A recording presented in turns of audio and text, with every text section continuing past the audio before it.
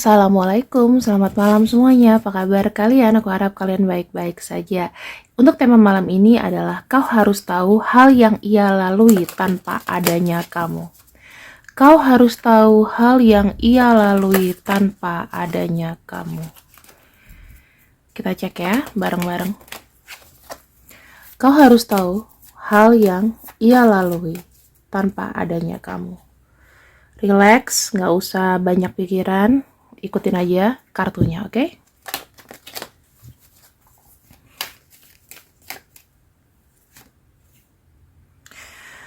Di sini ada perasaan seperti kosong, kehilangan, kemudian empty inside. Itu lebih ke jiwanya sangat-sangat kosong. Dia nggak bisa bicarakan ini ke kamu. Nanti kita akan lihat kenapa ya.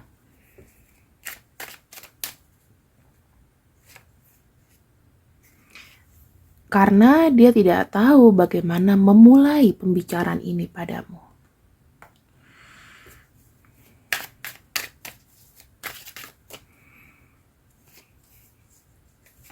Oke. Ada childhood trauma.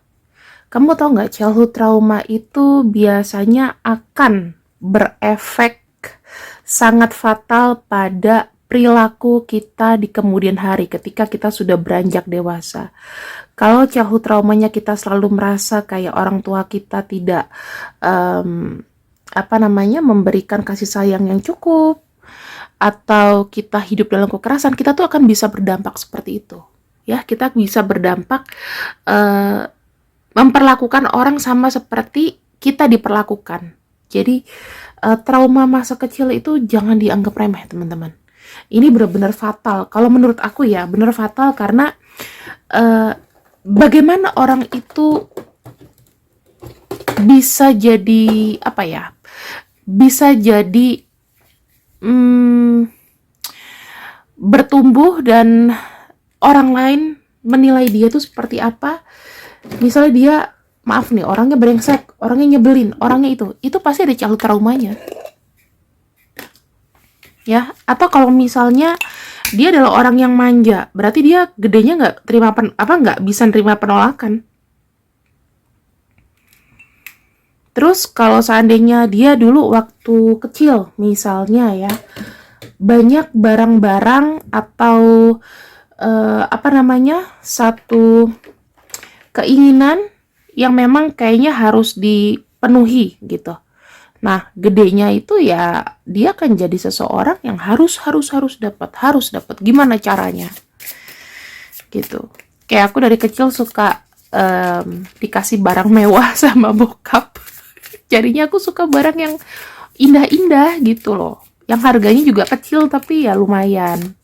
Kayak gitu loh teman-teman, tapi itu sudah aku hilangkan karena aku belajar bahwa semakin kita bekerja cari duit sendiri itu tidak mudah. Karena aku orangnya juga dari kecil juga terbiasa realistis. Gitu. Aku paling menolak dulu kalau misalnya ada yang ngomong ada setan, ada ini. Aku orangnya paling real. Aku pernah dikurung di gudang sama mamaku gara-gara sama almarhum ibuku ya, gara-gara aku nggak bisa nulis angka 5. Jadi di situ aku mulai belajar gimana caranya aku harus jago matematika gitu. Itu child trauma, tapi nggak apa-apa sih. Itu efek buat aku tuh bisa jadi tahan banting. Jadi tergantung dari didikan orang tua kita gimana. Kita bisa jadi slay, kita bisa jadi kuat, itu tergantung didikan di masa kecil. Itu namanya childhood trauma, oke? Kalau aku lihat di sini dia selalu merasa kehilangan. Berarti dia terbiasa waktu kecil itu memendam satu rasa. Kalau misal dia sedih, dia nggak pernah ngomong ke siapapun. Jadi orangnya energinya itu gloomy atau energinya gelap. Biasanya gitu. Sedih terus. Mau ditanyain kenapa terus. Kayak gitu ya. Nah, kita akan lihat di sini. Kenapa dia merasa kayak kehilangan atau apapun itu. Saya ngelihatnya, oke, ini kita hilangkan, kita ambil yang ini. Dia tuh lagi gini, teman-teman. Ya, pada satu masa dia itu merasa kayak aku ini nggak ada artinya, ya. Aku ini sepertinya nggak dianggap gitu loh. Aku melakukan sesuatu dengan sepenuh hati, tetapi di sini aku sepertinya tidak diindahkan atau aku tidak direspon baik, padahal aku sudah memberikan waktuku buat sesuatu gitu. Bisa dari pekerjaan, bisa dari apapun. Aku ngelihatnya dia tuh apa-apa sendiri. Jadi dia gini, eh mungkin terlalu banyak dieluk-elukan sama sekitarnya, mungkin dari pekerjaan, diandalkan sama keluarganya, terlalu diandalkan, padahal dia nggak sanggup. Jadi dia tidak ada tempat mengadu di sini aku lihatnya. Jadi baru-baru ini sebetulnya dia itu kayak mungkin merasa mentok teman-teman, ya, merasa kayak nggak punya temen yang ngerti dan paham gitu. Aku ngelihatnya dia tidak mendapat keinginan atau dia merasa tidak ada yang memahami dia dari hal terkecil sekalipun.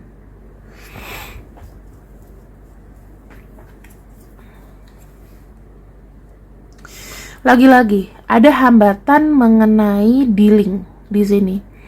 Jadi aku bisa ngelihatnya ada satu pekerjaan yang terkait dengan pekerjaan di sini itu membuat dia bingung atau tiba-tiba ada kayak keputusan yang berubah. Aku lihatnya. Aku melihat ada kesepakatan, tapi kesepakatan tersebut sebetulnya ada konsekuensi yang mungkin dia harus tanggung. Aku ngelihatnya ya. Ini karena bicara mengenai uang. Ada sesuatu yang dia ambil resikonya terkait masalah uang. Bisa jadi masalah hutang, masalah apa ya? Tuh, the stars ensure success, tapi di sininya ada kartu mountain. Aku ngelihatnya ini lebih kepada kesuksesan yang tertunda sih. Jadi kalau aku bisa simpulkan ya, harusnya kalau ini saja yang keluar, ini akan jadi satu kesuksesan yang oke. Gitu. Tetapi di sini sepertinya ada kehadiran seseorang atau ada orang yang menghambat. Ada ngerasa penghambat. Ini ada kayak kabar atau info atau yang terkait dengan kerjaan, di mana resiko yang dia ambil ini ternyata tidak sesuai dengan harapan. Bisa jadi kayak, aku ambil kesimpulan aja ya, tapi kalian bisa jabarkan sendiri daripada kita lama, aku mikir juga lama. Intinya nggak ada yang mengerti posisi dia dalam pekerjaan, mungkin dalam cari uang ya. Taunya itu orang itu dapat hasil, lihat dia kayak enak gitu ya, udah ada pemasukan, tetapi di sini ternyata tidak cukup. Dan ada beban yang harus dia tanggung, ada resiko, ada yang dia setujui resiko walaupun dia nggak bisa. Jadi dia mengiyakan sesuatu yang tidak bisa untuk dijalani, dia tidak mampu. Itu ya, itu yang dia lalui tanpa kamu. Ada beban personal yang dia janji iakan, tetapi dia nggak bisa. Ini dealing terkait dengan materi, dengan uang.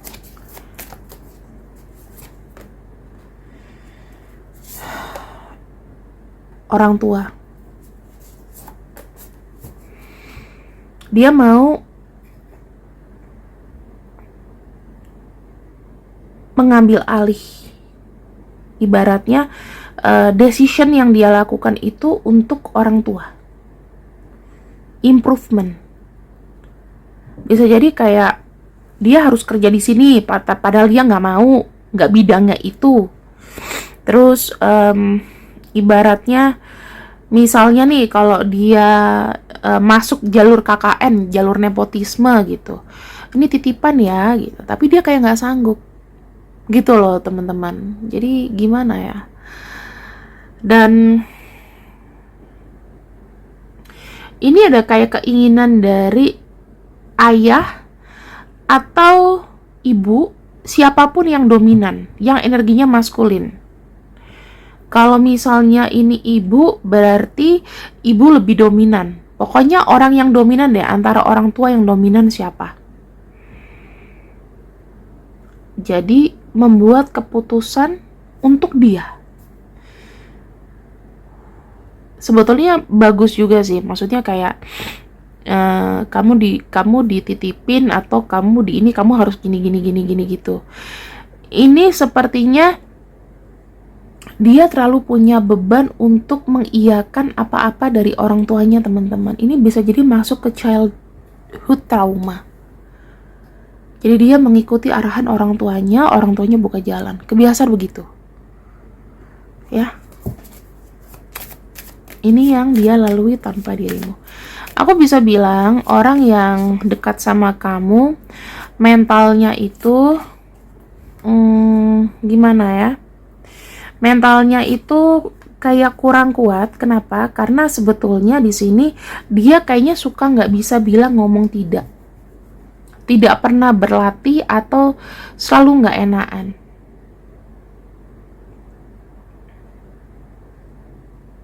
Sekarang ini sebetulnya dia sendiri ada perenungan dari sekarang ke belakang ya, dari sekarang ke belakang. Aku kayaknya tidak bisa memenuhi harapan yang ayahku mau atau ibuku mau. Itu yang nggak pernah diceritakan sama kamu. Jadi kalau misal dia gagal akan sesuatu, maka kayak udah end of the world, akhir cerita.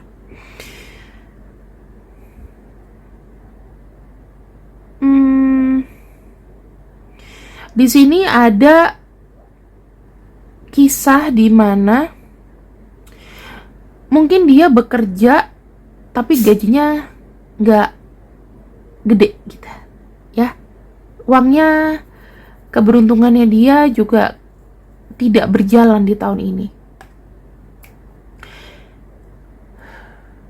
Jadi dia bertahan dengan uang yang pas-pasan. Ditambah ada tekanan-tekanan dari orang tua, ada janji, ada jalan yang dia harus ambil untuk orang tua. Oh, teman-teman. Di sini jujur aja dari dalam hatinya dia itu tidak mau melakukan ini. Dia pengen apa ya? Dia tuh kayak merasa dikorbankan sama lingkungannya. Merasa kayak aku harus mengerjakan ini tapi nggak sesuai dengan mauku. Orang ini terlalu banyak nggak enak dan terlalu banyak ngikutin apa kata orang sampai dia tidak bisa membuat decision sendiri. Itu yang aku bilang, teman-teman. Ya, nggak bisa ngikutin keinginannya sendiri karena dikontrol. Bisa jadi dari sosok ibu. Dan sekarang ini dia bertahan. Salah satu yang dominan lah, ibu atau ayah. Dia bertahan dalam kondisi tidak sesuai dengan keinginan. Kalau mungkin orang tuanya pengen anaknya jadi orang sukses, jadi orang kaya, jadi orang yang berkebutuhan, supaya nanti mungkin ya orang tua pikirannya nanti ngurus aku ketika tua, ini tidak terlaksana. Ini pun juga masih kekurangan.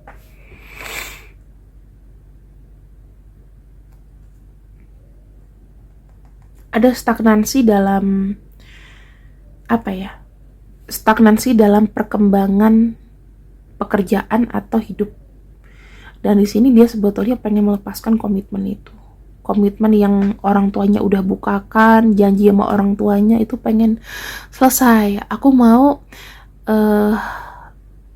berdikari sendiri. Ini maaf ya, walaupun dia sudah tua, tapi sepertinya ini yang memberatkan memang orang tuanya, maaf. Mungkin dia nih adalah anak satu-satunya yang diandal-andalkan, yang digadang-gadangkan. Jadi beban dalam pundaknya itu berat. Dia nggak bisa kayak temen-temen atau kayak kita yang udah kesana kesini, kita nggak mikir ya. Misalnya orang tua kita mendidik kita tuh ya udahlah, kita melihat perkembangan anak dan apa kata nanti itu kita terima gitu ya. Yang salah diluruskan tapi kita tidak memaksa. Tapi ini modelnya adalah orang tuanya mungkin diktator, teman-teman. Gitu. Jadi secara personal dia ada tekanan. Karena sampai dengan saat ini ya, dia kalau punya masalah, dia nggak bisa ngomong. Dia lebih banyak ngomong lewat batin. Dia nggak bisa ngomong sama kamu karena dari kecil sudah terbiasa itu untuk nelen pahitnya kehidupan. Tuh ya. Dia sekarang lagi merasa kayak kehilangan. Dan ini tuh perjuangannya berat banget.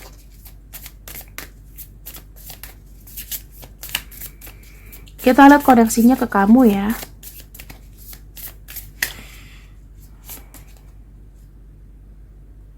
Tuh teman-teman. Di sini dia itu ya butuh waktu untuk healing, aku ngelihatnya. Untuk menemukan apa ya, sampai sekarang ini dia tuh kayak banyak, misalnya gini, kamu tuh mau hubungan dengan dia tuh baik-baik saja gitu, tapi kan kamu nggak diceritakan ini semua kan, bahwa dia tuh punya tekanan-tekanan tertentu gitu. Kamu taunya dia stres kerjaan atau apapun. Nah di sini itu yang mengakibatkan efek apa dominonya ini, dia tuh pengen kayak sendiri dulu. Bahkan ada yang silent treatment sama kamu atau kesannya kayak mengabaikan diri kamu gitu. Aku punya tips sedikit sih, nggak banyak. Kalau seandainya dua insan, salah satunya lagi nggak mood, mendingan diemin aja. Karena semakin kamu mencari tahu jawabannya, semakin kamu mengejar, dia kan semakin emosi. Ini terkait sama stresnya dia di masa kecil. Atau sampai sekarang ini masih ada inner child-nya yang terluka. Dia tidak tahu bagaimana menyayangi inner child-nya itu.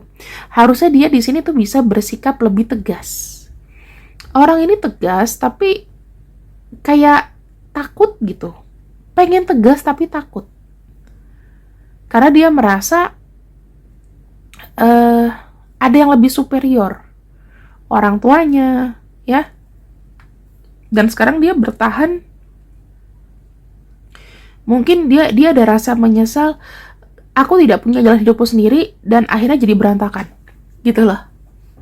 Sekarang udah berumur, aku nggak bisa kerja, melancong kemana, aku harus deket terus sama orang tua aku. Mungkin orang tuanya ada yang pesan, kamu jangan jauh-jauh. Makanya dia ini kayak kurang bisa jadi anak rantau gitu. Ciri-cirinya kayaknya dia bukan anak rantau. Itu pasti sih. Karena di sini tuh kayak ada ikatan banget sama orang tua, teman-teman. Jalannya itu, jalan yang diambil adalah jalan singkat, dan itu orang tuanya yang suka mikir. Sehingga di sini dia merasa dikorbankan atau hidupnya itu tidak dinikmati. Dan sia-sia karena yang dijalankan itu tidak sesuai dengan kata hati. Ya, jadi ini adalah hal yang harus kau tahu, apa yang dia lalui tanpa adanya kamu. Saat ini energinya itu masih ada nyantol ini. Bagaimana cara kamu ya membantu dia melewati ini?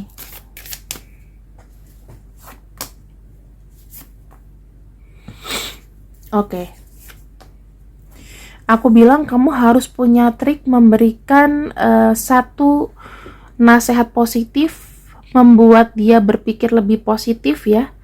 Dan aku ngelihatnya di sini, kamu harus bisa kayak bilang gini loh, kamu itu nggak sendirian.